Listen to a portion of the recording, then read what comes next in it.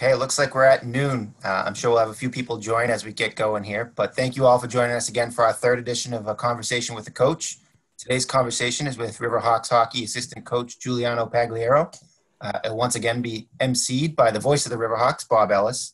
A little twist for today's call, since these are during lunch, our partners at Drake House of Pizza are offering you 15% off your online orders with code UML, and I have the link for that in our chat. If you have questions throughout the day today, feel free to put those into the group chat. Bob can address them as we get through different points. We like this to be as interactive as possible, so the more questions, the better. At this point, I'll turn things over to Bob Ellis, who can get us started today. Thank you very much, John. This is the third in a series of conversations with a coach, today featuring UMass Lowell hockey assistant coach Juliano Pagliero. I will say good afternoon. I will say welcome. I will tell you it's been about 6 weeks that we have been working from home. We are trying to stay connected. This is one of the ways of doing that. I hope this high-tech gathering finds you healthy, safe, and happy. As I've become fond of saying, we're all in this together, and we will all get through this together. Now, that said, a little bit about our guest, Juliano Pagliero. He is, as mentioned, UMass Lowell hockey assistant coach. He is the program's recruiting coordinator. He works with the goaltenders. He works as well with the power play. Before coming to UMass Lowell, he was an assistant coach at Colgate, worked as well as an assistant coach at Utica and at Holy Cross. He was a goaltender in college, playing for Niagara when they were a member of the CHA, and he was a terrific goaltender. Led them to the NCAA tournament in 2008, was the CHA Player of the Year in 2009. If you wonder about his work with goaltenders here at UMass Lowell, we can hold up some examples. Christopher Hernberg, Tyler Wall, Logan Neaton, terrific goaltenders, all of them. And I suspect that that reflects the work of this fine young man. I can say that I'm old. Anyway, without further ado, let's turn things over to Juliano Pagliero. And I'll ask you to start with kind of an overview of the recruiting process as undertaken by UMass Lowell. Well, Bob, I'd like to thank you for that extremely kind welcome. That's a lot to say. But and then outside of that, I'd like to thank everybody in the department that put this together. It's a good way outside the box to reach out to everybody in our fan base that's so good to us. So thank you very much for joining us today. Overview of the recruiting process. Yeah, I think ours is it comes down to talent evaluation to start, and then building our relationships with recruits, figuring out, I think people that are fans, have been longtime fans, know that we like to use the term a Lowell guy. Is that a Lowell man? And we figure out if that's somebody that fits our core values. And then it goes into making sure that we fit for what they're looking for. Then you're looking at year of entry, the whole process of the different steps that have to take place before they ever set foot on campus, because the way recruiting is done now, it's few and far between where it's just 1 year of being a recruit and then you're on campus. Now there's usually a holdover of a year or two where we have to be part of the process and their development before they even get here. I did want to ask, because you used the word Lowell man, is there a particular way that we define who we are looking for? Yeah, I think it comes in a lot of different shapes. However, the core of it comes down to people that are willing to compete in the hardest situations, in my mind. This is me finishing year 2 here. And one thing I'm finding through working with Norm in his time here, obviously he's embodies what a Lowell man is. And then you have Andy, who's been here for an extended period. So I've been learning as we go. And we have plenty of different personalities, plenty of different ways that guys play. However, the intent and the passion to compete to win has to be the same. And when we go through our process, we definitely look at players and see if they fit our overall compete level, however you define that, and our passion to be successful, because we have to do things a little bit different than some other schools, and it's shown to be very successful over the past past 10 years especially since Norm's tenure started here. We have a question from longtime season ticket holder identified as Monty. He says, I do have a question for Coach Pagliero. Even with the changes that were put in the recruiting last year, making programs wait to talk to players at times, it seems that Lowell is content waiting on recruiting. For example, he says, Lowell is the only Hockey East program not to have any commits for 2022 already, parentheses, and we'll have quite a few spots open due to graduation. He says then, is this all just part of the process, letting kids mature, become leaders to the point that they can play here?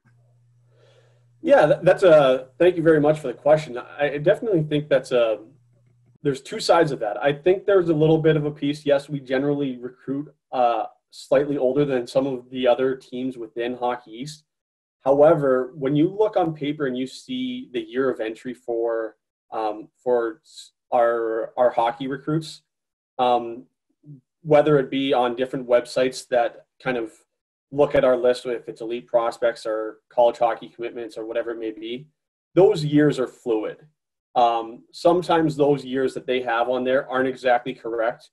And there's really not, to say that there's not a 2022 recruit could be a little bit of a stretch, because we don't state the year of entry when commitments, especially verbals, are announced, because verbals, you're not allowed to talk to the likeness of the player anyway.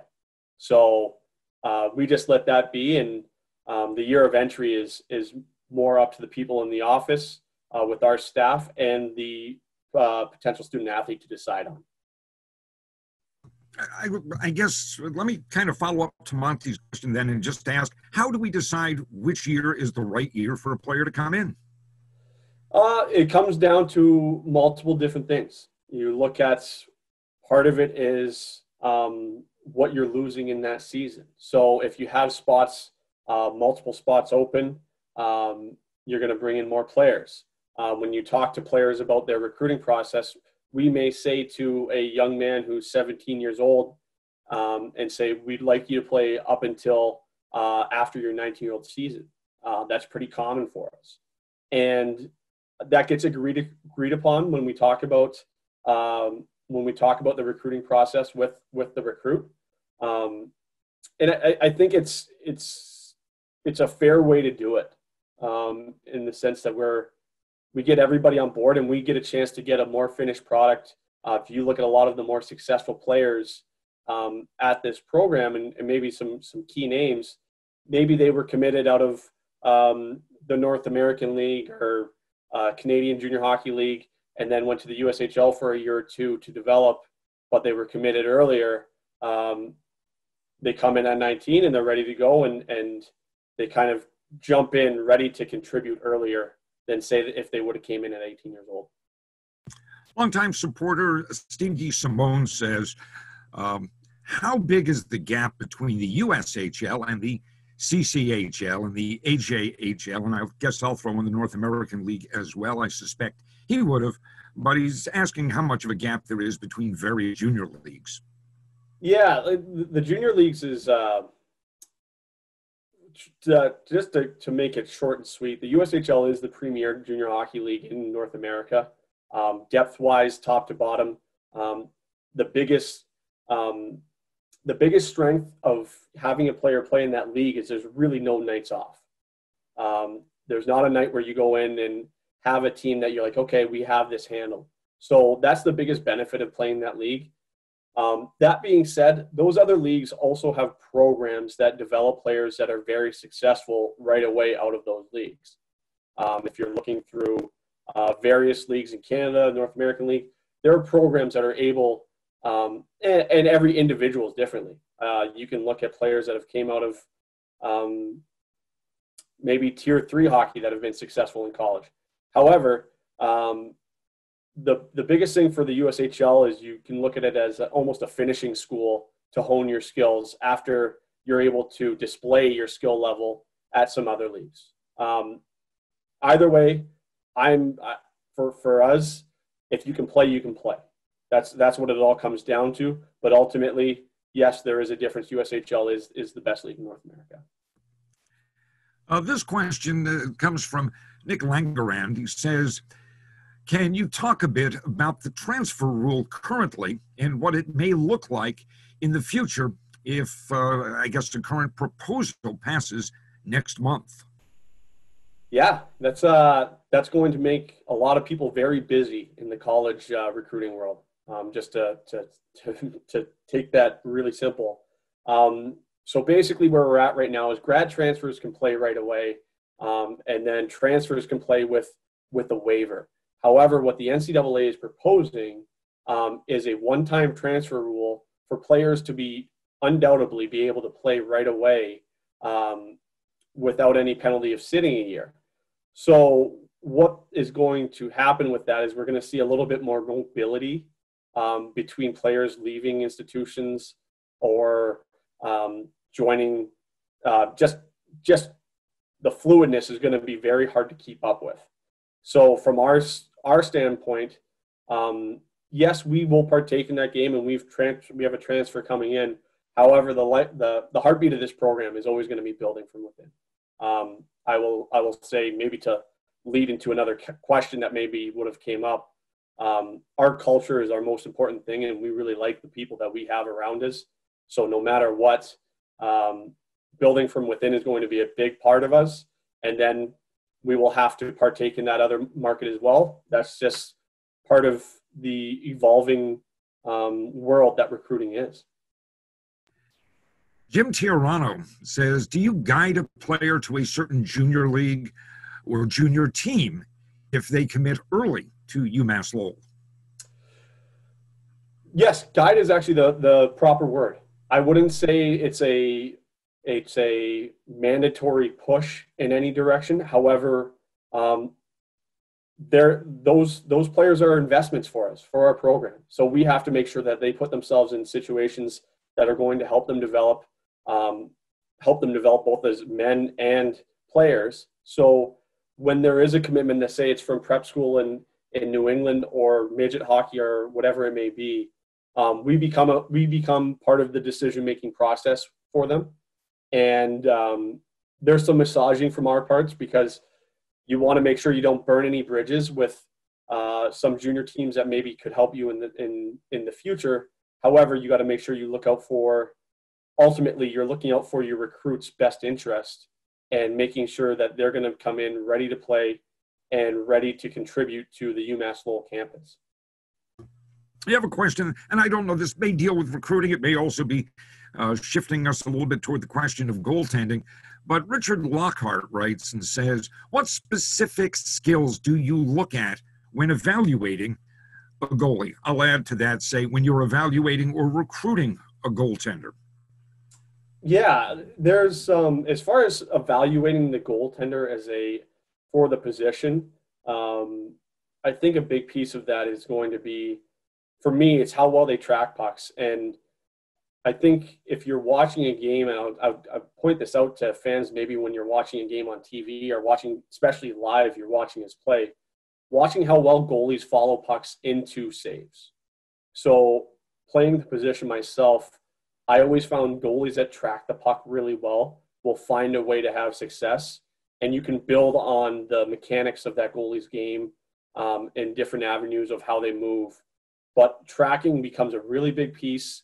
A keynote that we talk about with all of our goaltenders, especially with Tyler this year, was the ability to kill plays. Part of that is rebound control, but the other part of that is following pucks that come off your body and being able to kill plays before their second chance opportunities.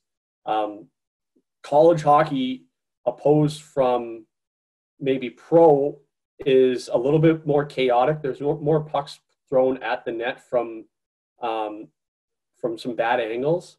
So it's very important that goaltenders work on their ability to eliminate second chance opportunities. So the biggest key for me as we're going through those recruiting parts with goaltenders is tracking pucks. And then ultimately, I'm a firm believer with the goaltender, you have to have some leadership qualities. Doesn't have to be the loudest guy in the room. I would actually discourage that. But I think your teammates have to play for you.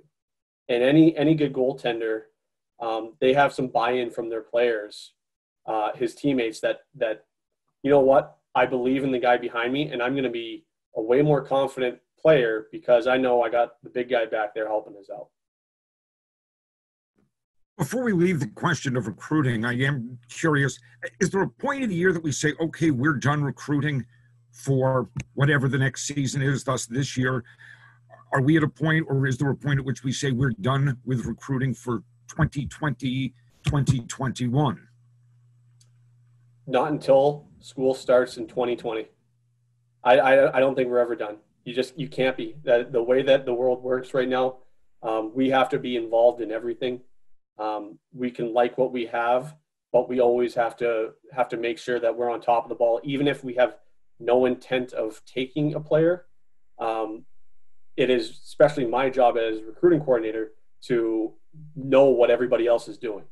We have to make sure that one, we're involved with anybody we like, and then two, it's a way to pick up on trends and what other people are trying to do.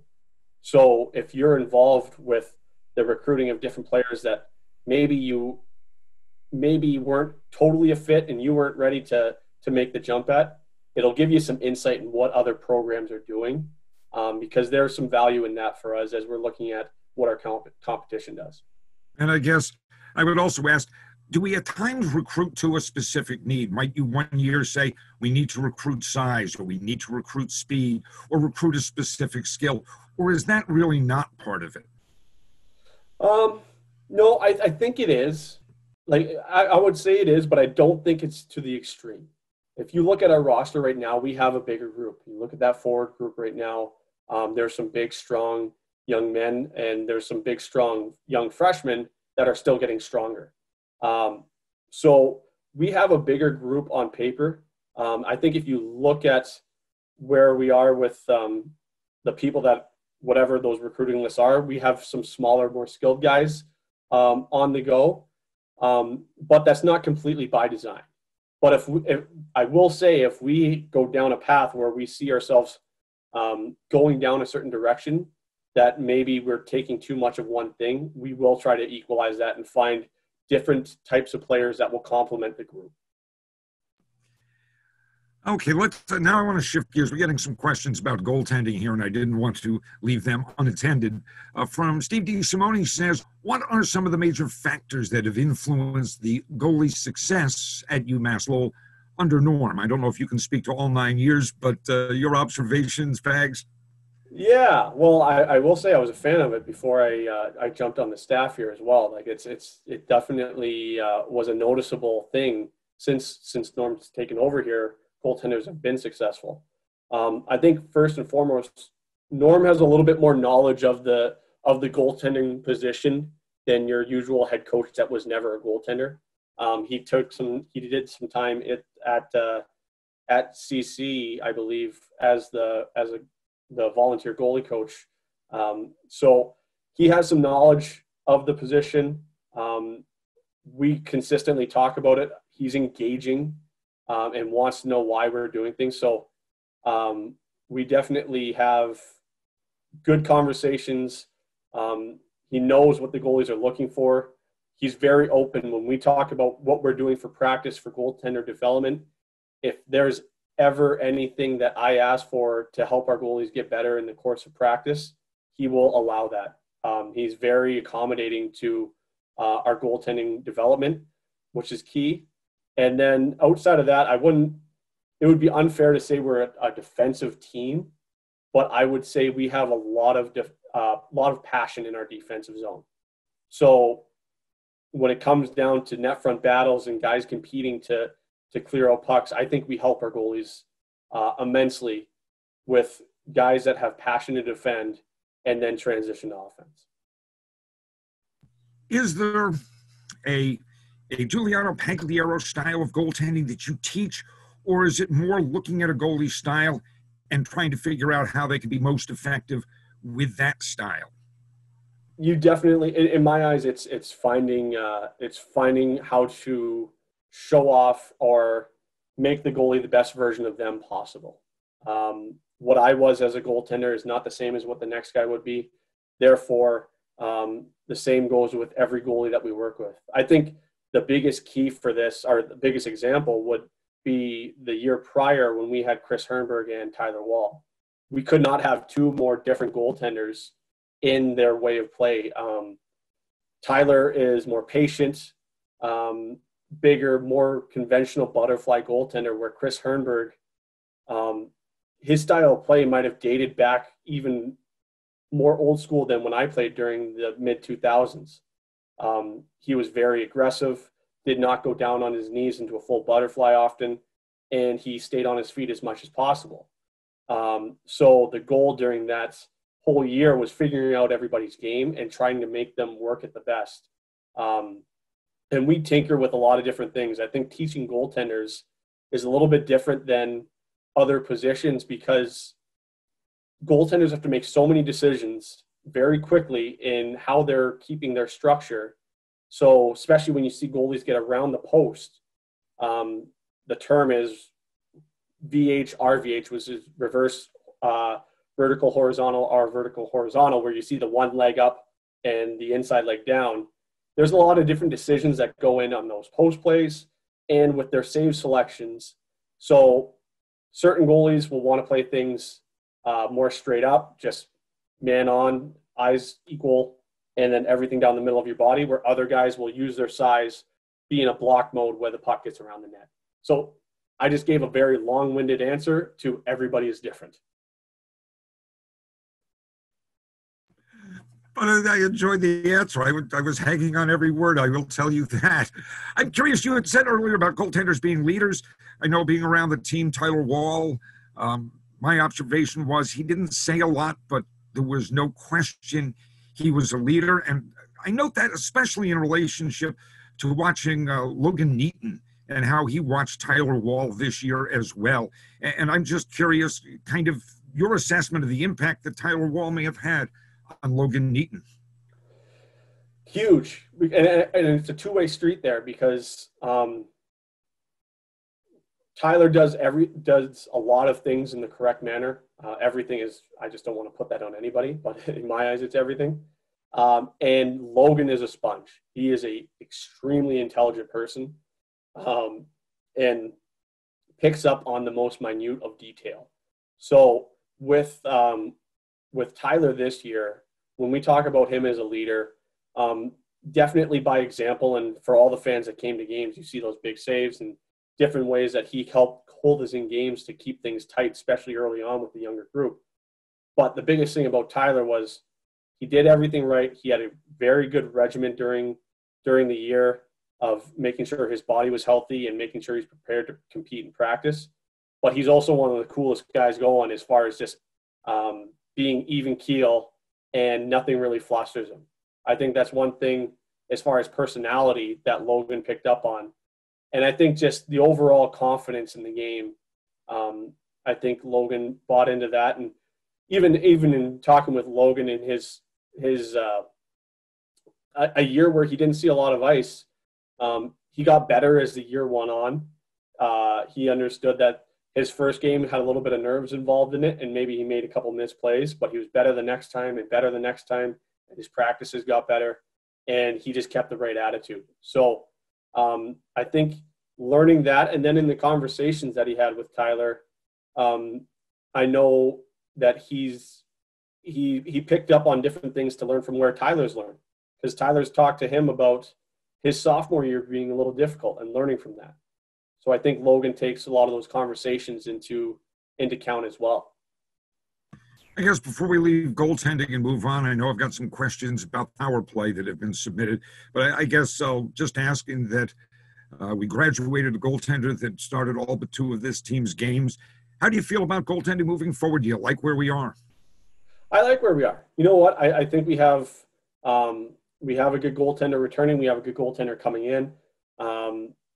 These instances happen. I think if you look at Tyler's freshman year, there was a lot of unknowns when they came into that season. They didn't really know who was going to take the reins and run with it.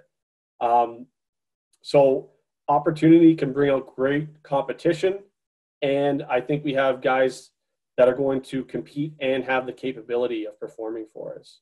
So, yeah, I'm very optimistic about it. I know our guys are going to work extremely hard. And I know they're going to have the support of their teammates to really get off and running really fastly. All right, we'll shift gears now to the power play. And this question, and there'll be a follow-up as well, both submitted by Nick Langerand.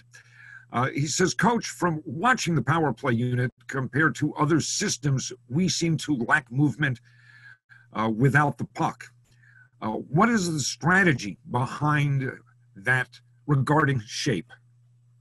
Well, there's two different. It all matters on the units that you're running. This year we had one of our units run a spread, which is a little bit more puck movement based power play.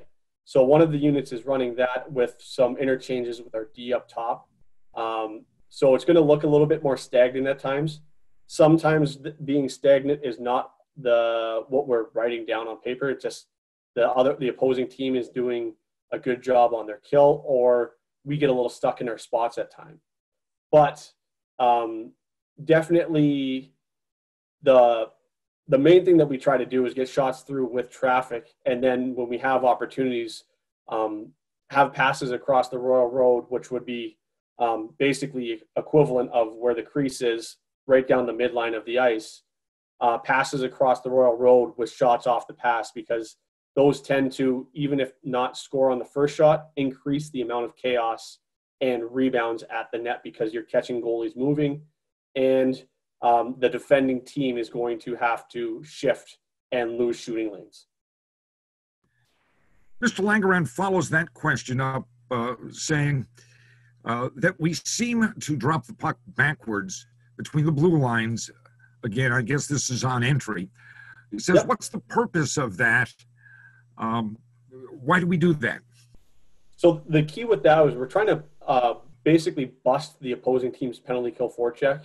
So Andy would tell you from his side, when he's doing the penalty kill, what they're trying to do is keep a tight gap, so you're forcing a dump or a chip in on zone entry.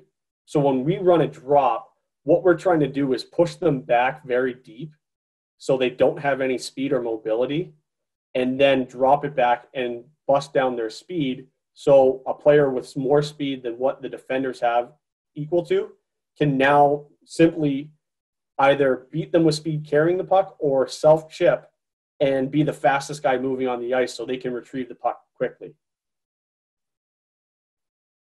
Another question concerning the power play, I guess, is kind of from a statistical standpoint. It's asked, what do you guys as a staff consider to be good as a success percentage? They say, I know in the NHL it's around 15 to 20%.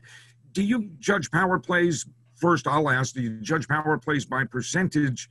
And secondly, what's a good percentage?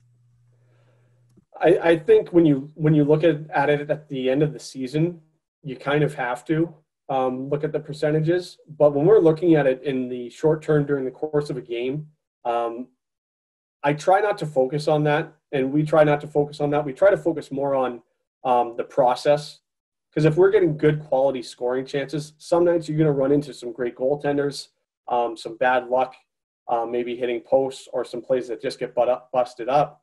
But you had 7 power play scoring chances. That's a great night. So in the short term, you try not to think about the percentages, but generally the process doesn't lie, and you need to have a good when it comes down to having good percentage. I think 20 is the benchmark of successful. Anytime you're hovering around 25, you got it going pretty good. And those high 20s, anything above 25 is you really got some successful, obviously some good guys gelling on your power play and potentially a big shooting threat on it as well. I will note for those part of this, and I get stuck on statistics often during the season. I know early on we had struggled on the power play. I think something like 2 for our first 26 or 28. But for the rest of the year, we were around 25%, which is terrific. And I'm just curious, was there something we changed, or was it more just kind of getting the experience and finally things begin clicking? Yeah, I think there was a combination of both. Obviously, Norm's a big part of coaching everything that we do. And in our discussion, we did change a couple things here and there. The other part is having such a young group. If you looked at all of our power play units, we generally had anywhere, if we had 10 guys that played the power play in a game, there was a lot of times that we had 7 or 8 underclassmen on those power plays. And a lot of times it was freshmen too. So early on, there was an adjustment period, because I will tell you, NCAA penalty kills are far more aggressive than what these kids see at junior hockey. Junior hockey tends to be a little bit more passive, more contained, where college hockey is a little bit more all out and slightly more reckless. So there's an adjustment period to that. And then I think guys getting more comfortable within their spots, and us as a coaching staff figuring out who works in different spots. So when we have our guys like our defensemen that are able to shoot pucks through traffic, trying to get them to get lane switches where we're setting up the proper guy to take shots. And then how do we open up different offensive threats off the puck, like the previous question, get movement off the puck to get guys open in certain situations. So it was an adjustment. We're always going to be adjusting things. Sometimes we adjust to opponent. More often than not, we are just trying to be the best version of ourselves on our power play. A question comes in and says, how do we determine who is on the power play? Is it just finding the best scorers? No, not completely. Like there's an element. Obviously, you need people that can score goals, but there's also people that find seams very well. Guys that know how to retrieve pucks. I think if you look at both the units we had this year, with where Sodergren and Condado were both our net front guys, part of it was their size and their ability to screen goaltenders. The other part was both those two guys are dogs on the puck. And if there's a loose puck in the corner, there's a good chance that they come out with it. So certain guys find different niches for themselves to help complement the other 4 players on the power play. And maybe there's a guy or two that doesn't have the highest point total 5-on-5, but for some reason we trust them on the power play. That's definitely a staff decision and something that is an educated decision that we decide to go with. Shifting gears here a little bit, getting away from the power play for the moment.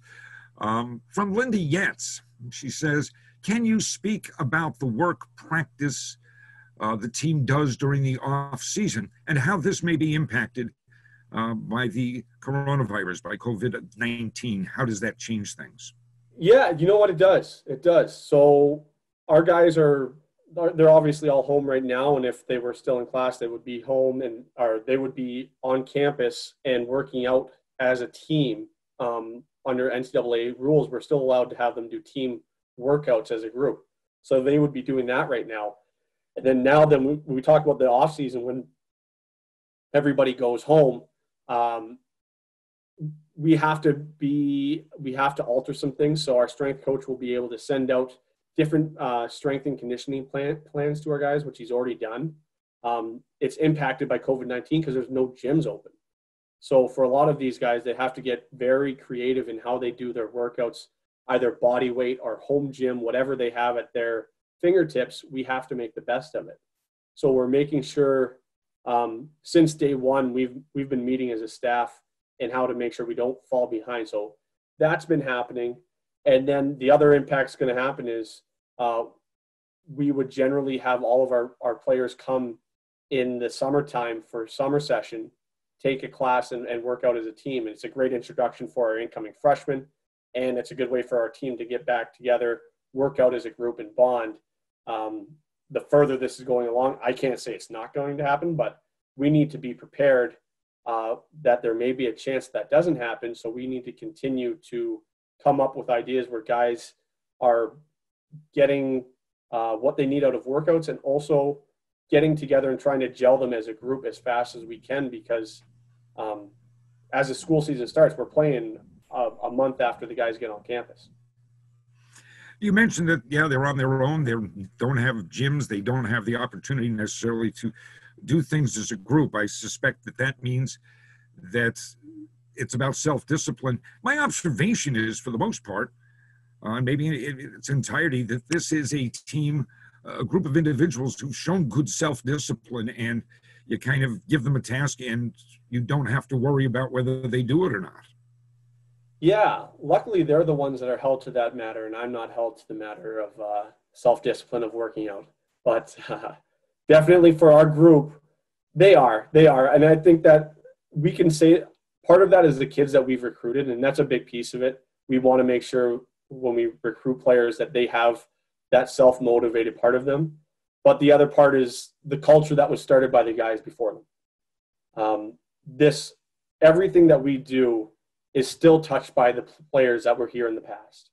So when it comes down to it, that self-discipline that our guys have, part of it is I think they're proud to wear the sweater that guys have worn before them in the past. They push themselves, they push each other because they know there's an expectation of the guys that were there before them to make sure you're going to do the best you can possible. You mentioned some things in talking about the power play and about certain places in the ice and so on and so forth. And I'm curious, we know in sports such as baseball, analytics and the new metrics has played a greater and greater, have had a greater and greater impact on the game. I don't know if there are new metrics or analytics that are beginning to change hockey, but I do hear more talk about this. Areas when you're penalty killing that it's fine if the other team shoots from, or if you're on the power play, here's where you want to shoot from. Are we investing more energy into the idea of analytics or new metrics? Yes, we are. I think we approach it as a staff as analytics are very important, but we also believe as a group that analytics is a great tool, but it shouldn't direct whatever you do. It's going to be helpful, but you can't live and die by it because you have to have a little bit of feel of what you have.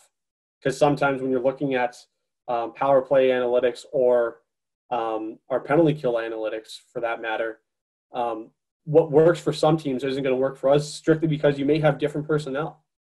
Right now, we have some, if you look at what's returning, there's some bigger body forwards that have a lot of skill. So how do we find ways to get it into their hands and probably get it around the net as fast as possible, because we're going to be a little bit stronger and our reach is going to be a little bit better than what some defenders can have. So what may work for some people analytically may not work for others. So what we do as a staff is we try to find teams that kind of resemble what we're trying to do on a power play. So we start looking at different NHL teams that are maybe doing that and then reaching out to them and trying to get some advice from them, or getting their video, cutting it, using it for what we want to present to the team. Like when we have a power play meeting or something, we want to make sure that we're doing things that look and have the same values as what we're trying to do. I got to tell you, and I didn't want to mention the NFL draft, but the NFL draft last night took place for first round.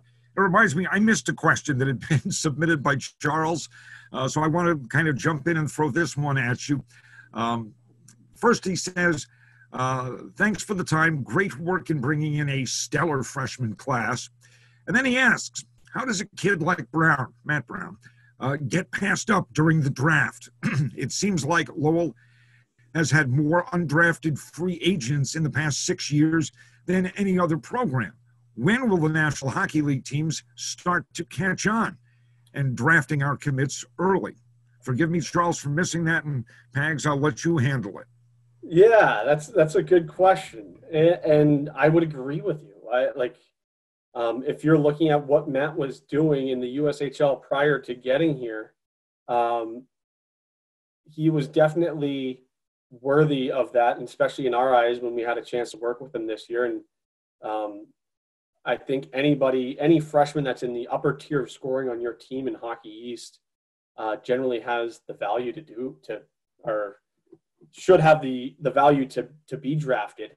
I've heard from numerous teams that they're probably kicking themselves that they should have taken him in the later rounds. That's just the reality of it.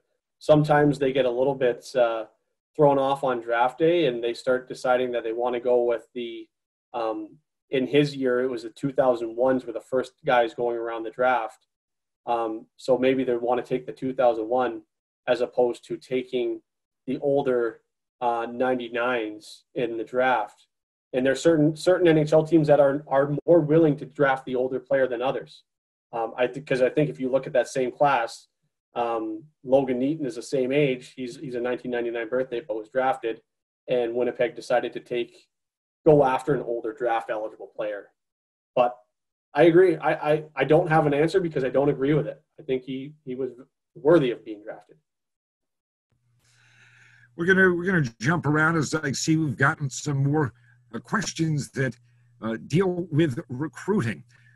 Season ticket member Pat says, I've noticed that many teams are using the 1-3-1 power play setup. What would be the advantage of using this setup instead of the 2-3 look? Well, I think for them, there's a chance to seam plays, and you have good tight support from the middle guy in the bumper position. That being said, there's just different plays that you can run down. I think if you're looking at not a college power play, but the NHL power play and what Washington does, probably one of the most lethal power plays over the past 8 years, and it helps having a guy like Alex Ovechkin just waiting to take slap shots. But it allows for a lot of close support. It allows for tight, really quick passes and quick releases. One thing that you lose out of it is a lot of net front presence occasionally when you drop off the net front guy to the goal line. But those are things that we have to look at when we look at our personnel, what we want to run. So we've had 2-3s. This year we had a 2-3 look, and we also had not necessarily a 1-3-1, but more of an older traditional overload look that had some guys diving down off of the half wall and more of a net front presence with that. I believe Nick Langeran listened to your comments about size and I guess net front presence with size, people such as Kandata and Sodergren, Yep. and says, that being said about size, why not use a guy like Lee as a screen where he does have the ability to score as well? That's a good point, and I think he has a capability of doing that. The one thing that's I think makes Andre very unique is his ability to handle pucks is pretty special for his size. So one thing when we look about him as a power play component is putting him net front. You might be taking away his biggest strength, which is rolling, using his reach, and then shooting pucks. Because when you make players more of a net front presence, it's very hard to get them in shooting positions, and you definitely take out the element of handling the puck and making decisions. So I'm not saying we would never use him in that spot. However, my opinion right now on this date is Andre's biggest asset is his ability to handle pucks and shoot as he's moving his feet. And I would love to keep him in those positions as he continues on as a Riverhawk. Yeah, I'm just curious. You had mentioned earlier, and I'd mentioned you've been here a couple of years, and you pointed to Andy Jones, who's been here a bit longer, and Norm Bazan's been a bit longer. You've been in various organizations. I mentioned at Colgate and at Utica and at Holy Cross. I'm just curious, in your first couple of years here, what's your impression of this program that even you admitted you'd kind of watched what they'd done with goaltenders from afar? I'm just curious your kind of overview of what you found in your first 2 years here at Lowell. Yeah, it's really, I'm very fortunate to work here. I realize that I get to go into the office every day with some great young men to coach, some great members of the staff where we really enjoy each other's company and learn from each other. I think the difference is we enjoy ourselves and we have fun with our job, but when it comes down to getting a job done, we try to do that fast, and we do it with some urgency. I think there's a level of accountability from the top down, because I think any good organization, whether it's a hockey program or a business, starts with a very good leader. I think Norm does a very good job giving straightforward, direct directions, and making sure that people are going to do their job correctly. And he also empowers his assistants, the rest of the staff, whether that's Chase or anybody else, with different jobs and different jobs and expectations to contribute. There's very few times that there's decisions made here where Norm doesn't take in everybody's opinion. He doesn't always use it. That's fine. It's his job. But he wants to know what we're thinking. And I found that to be a little different than other positions. And then the other part, when you really break it down, we're pretty simple. Like, we work hard, we enjoy it, and we have an expectation that every time that we're in the office or on the ice together, we're gonna give it everything we have and have passion for it. So it's unique, but it's also very simple, which is the fun part of everything with what we do here. I know Norm once told me the last thing he says to a team before they head out on the ice, he says, is have fun. Well, I'll tell you, I've had some fun today. So hopefully you have found it entertaining as well. And I say that to everybody out there. But Pags, I thank you very much for joining us today. It's been terrific. Absolutely. No, this is a blast. This is great. Well, maybe we will get the chance to do it again. I will tell people, generally speaking, that under the heading of Conversation with a Coach next Thursday, we are anticipating we will shift gears to the sport of lacrosse and talk with both UMass Lowell men's lacrosse head coach Ed Stevenson and women's head coach Lisa Miller.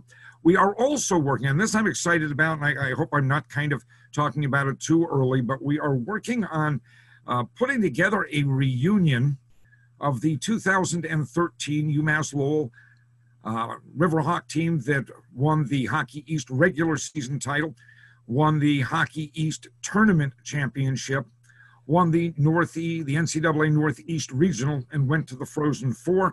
We will provide more information as that becomes available, but there is reason for optimism that we're going to be able to get a lot of the guys back together and create a situation where they can reminisce and where you can ask questions. So keep that in mind as we move forward. Again, I thank everybody who joined us. I thank especially UMass Lowell assistant Coach Juliano Pagliero, and I thank John Boswell, who, from a technical standpoint, because to be honest, I'm an idiot on technical things if they deal with computers. I thank John for making this all happen, and we wish everybody a good day and stay safe. Thank you very much, everybody.